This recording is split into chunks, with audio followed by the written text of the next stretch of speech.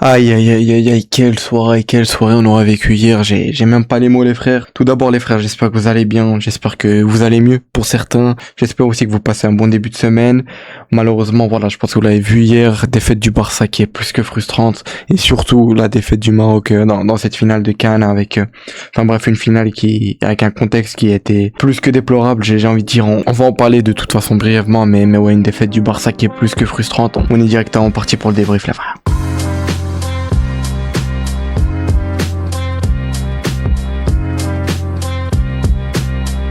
Aïe là là là là. Aïe aïe aïe, quelle défaite du Barça qui est plus que frustrante les frères, je pense qu'on est tous d'accord pour le dire. Moi, pour ceux qui avaient vu l'avant-match, je l'avais dit, voilà, il y avait la finale de la CAN, moi marocain, évidemment que j'allais la regarder, c'était pas une question qui se posait. Sur ma télé, j'avais le match du Maroc principalement, parce que voilà, de toute façon, il avait commencé avant celui du Barça. Et par la suite, quand le match du Barça a commencé, je me l'ai mis à côté. J'avais les deux matchs, même si je vous cache pas que j'étais beaucoup plus concentré sur cette finale de CAN qui voilà, avait pas mal de tensions, etc.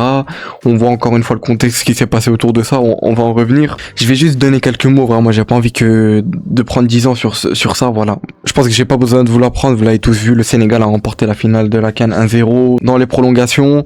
Je pense que vous avez vu ce qui s'est passé pendant le match, quand le penalty est sifflé pour le Maroc, ce qui se passe. Le coach du Sénégal qui appelle ses joueurs à quitter le terrain, etc. Tout le monde quitte le terrain.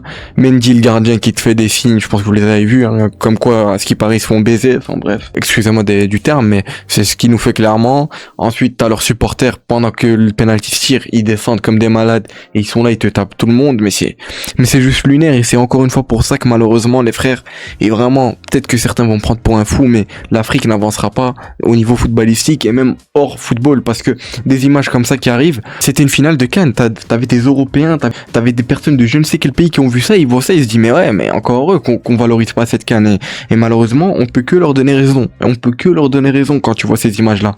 Donc on siffle la penalty, où il y a penalty clairement pour moi. Après, bien évidemment, pour certains, j'ai vu que c'était léger, etc.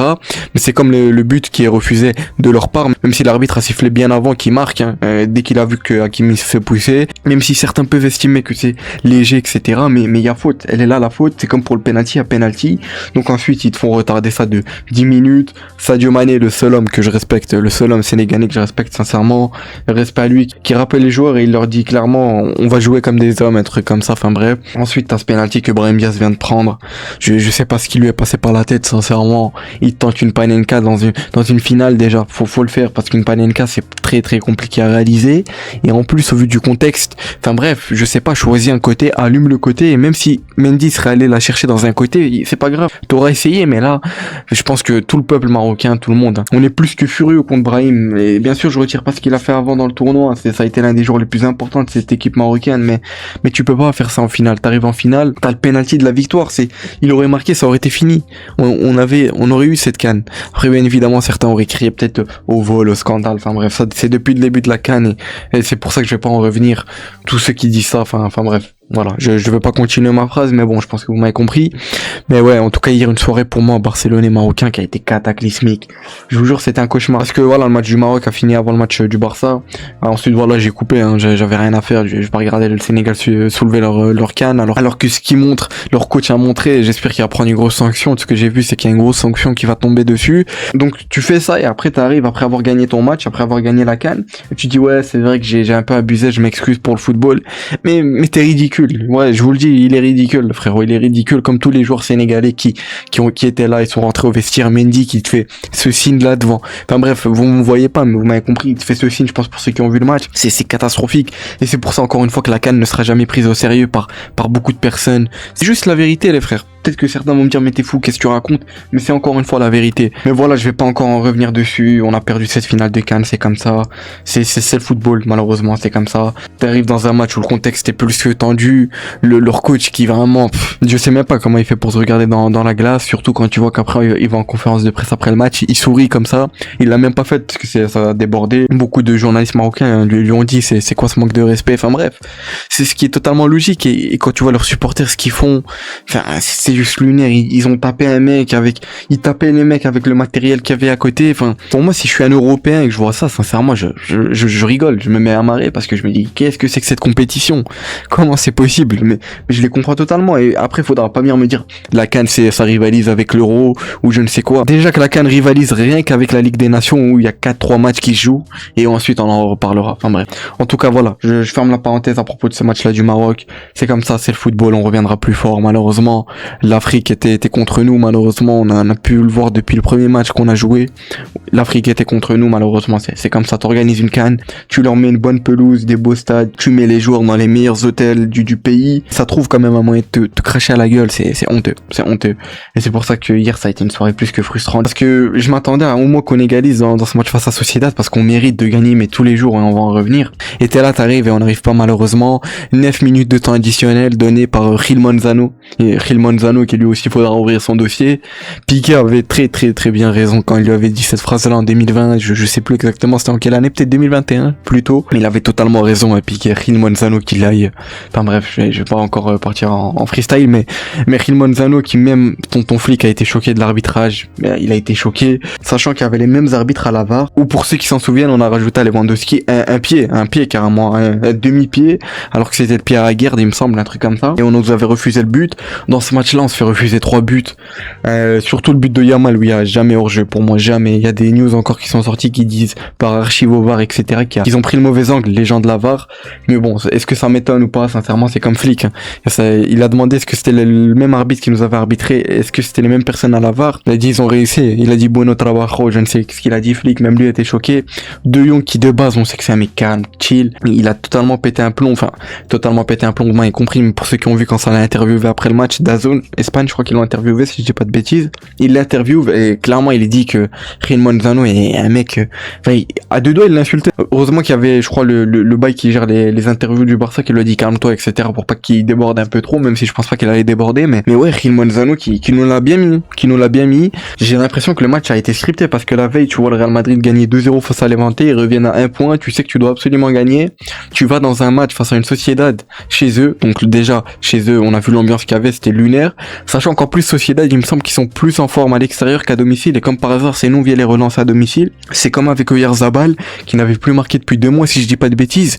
J'ai vu ça sur Twitter là ce matin avant de tourner la vidéo, et boum, il marque contre nous, c'est juste lunaire. On a l'art de relancer tout. Sincèrement, là, on a relancé la Liga, on a relancé Oyarzabal, on a relancé Sociedad.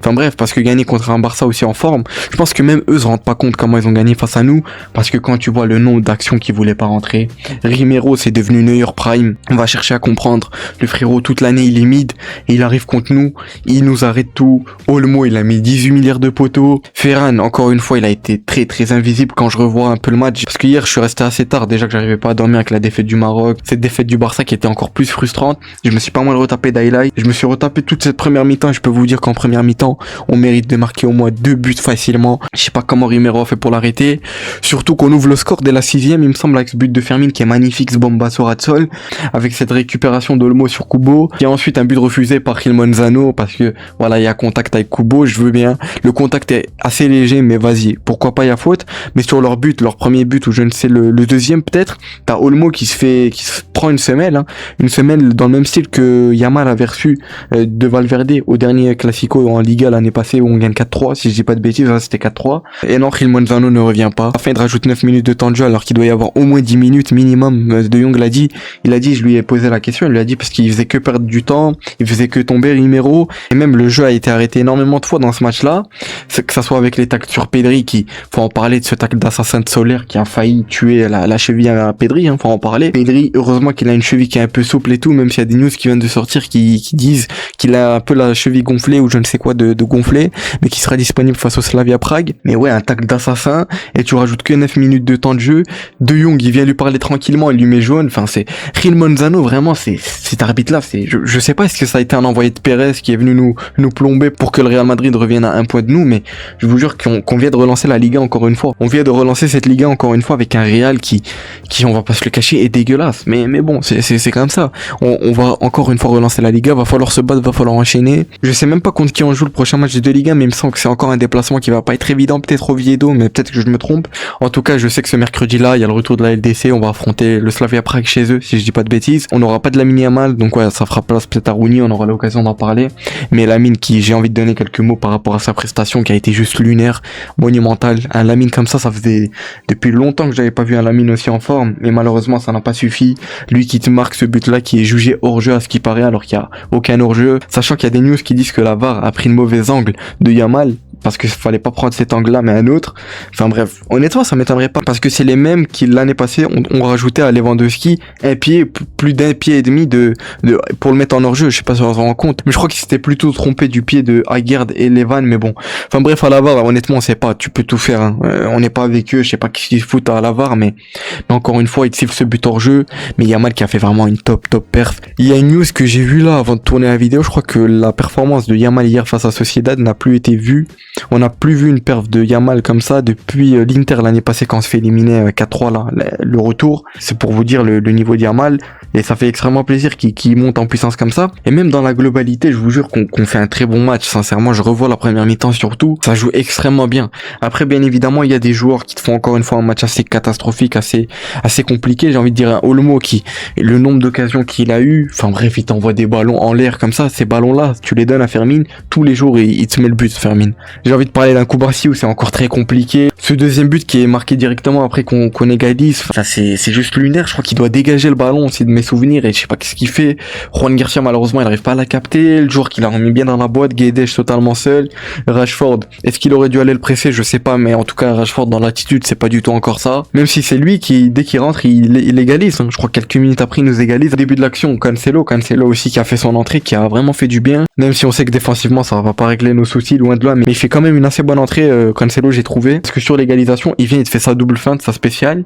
Il te centre sur Yamal, même si de bas, je pense que c'est un centre comme ça dans la boîte. Elle arrive sur Yamal, qui voit bien Rashford, il te fait ce magnifique ballon piqué sur Rashford millimétré. Il te met la tête et il marque. Et il t'égalise, et on se dit que voilà, on va relancer le match. Et dans la foulée, ils arrivent à passer Koundé, je sais pas comment. Koundé aussi, qui c'est encore une fois très compliqué, Koundé, enfin bref.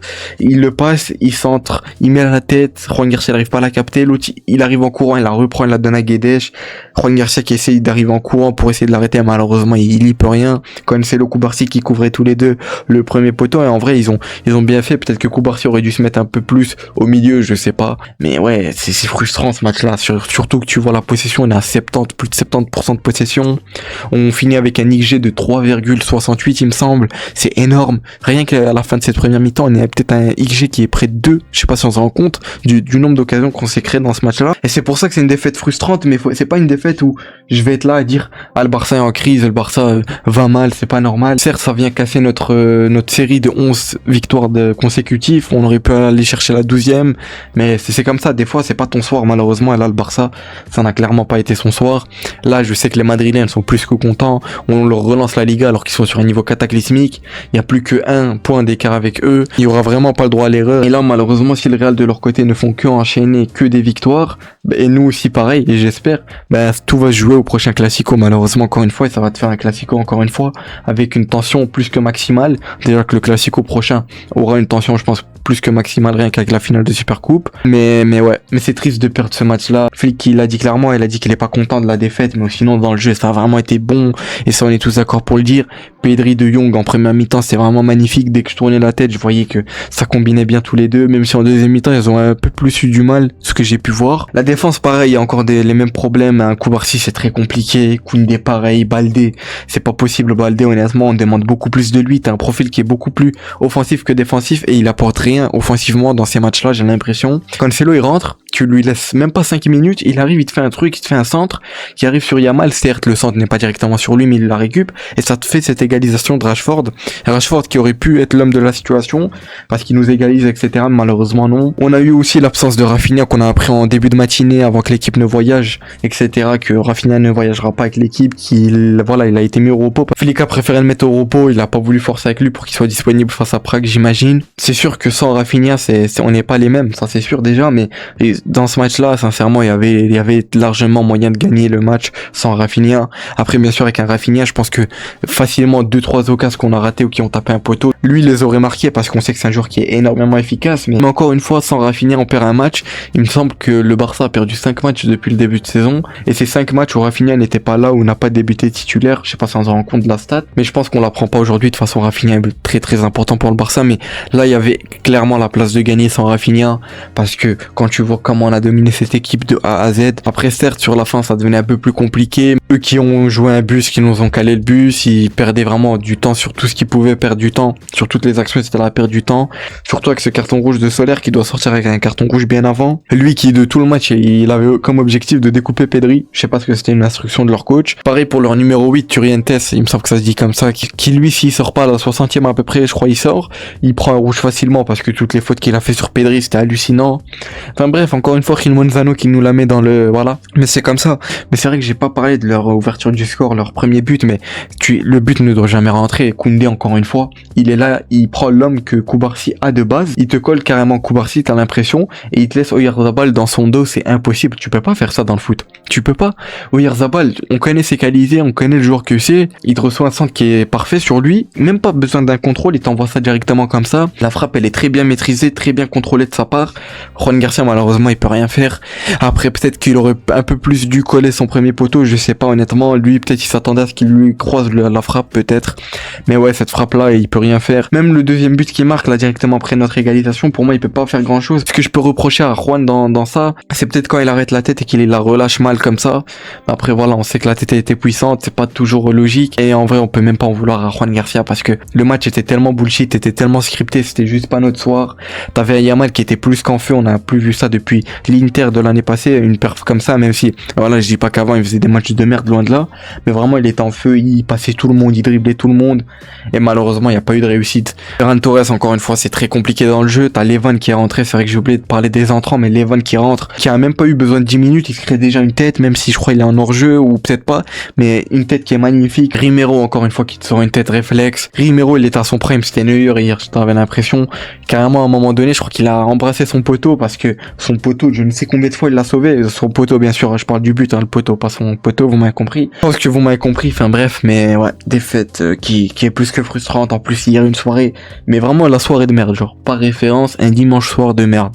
Un dimanche soir de merde, y a rien à dire. Entre la défaite du Maroc dans cette finale, la défaite du Barça qui est pas méritée, les frustrantes, c'est vraiment la défaite frustrante qu'il fallait pas faire, mais bon, c'est comme ça. On savait qu'on jouait dans un stade qui était pas évident, on savait que c'était une équipe de la Real Sociedad qui était en difficulté, et comme par hasard c'est qui les relançait, nous. Mais bon, on est habitué à relancer ça. Maintenant, on a relancé la Liga, on les a relancés, on a relancé Oyarzabal qui n'avait plus marqué depuis 2 mois, je crois. Mais c'est dommage, sincèrement. Maintenant, il va falloir se concentrer sur la suite, ne pas se décourager, ne pas baisser la tête, parce que cette défaite-là, elle est loin d'être décourageante. On a vu de très très belles choses. Quand tu vois ce qu'il y a eu dans le contenu, les actions qu'on s'est procurées, on mérite très très largement la victoire. Mais c'est comme ça, le foot est injuste.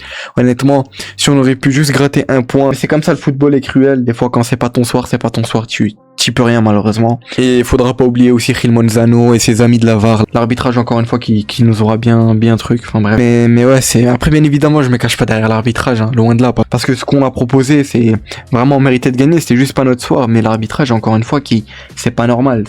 Enfin bref, Gil Manzano est habitué avec lui de toute façon. Mais voilà, malheureusement hier c'était pas le soir du Barça, défaite de 1 qui on laisse 3 points filés comme ça. C'était scripté, sincèrement c'était un match bullshit. T'avais l'impression que le match était préparé à l'avance pour le Real, pour que voilà ils reviennent à 1 point de nous, alors que dans le jeu c'était vraiment bon, hein, sincèrement, comme je me répète. Un Olmo, un Pedri aussi qui traite une grosse occasion au début de match il me semble. Olmo qui a pas su être efficace, cette équipe de la Real Sociedad qui a su être efficace, malheureusement c'est comme ça. Maintenant va falloir se concentrer pour la suite, ne pas baisser les bras parce que c'est loin d'être une défaite qui annonce la crise, loin de là, c'est une défaite vraiment, on retient ces 3 points qu'on a laissé filer, c'est ce qui met la haine, mais vraiment dans le jeu ça a été très bon, et si on continue à jouer comme ça jusqu'à la fin de l'année, je pense que ça peut très bien le faire. Après le problème c'est la défense. En fait notre problème actuellement c'est vraiment la défense qui a énormément de problèmes, une défense qui est très très fragile, et je sais pas comment on va faire, surtout au niveau européen, en Ligue des Champions ça va être très compliqué, à un moment donné ça va être limité. Enfin bref, on suivra ça. En tout cas voilà les frères, ça aurait été tout pour ce débrief, n'hésitez pas à me dire ce que vous avez aimé le débrief, etc.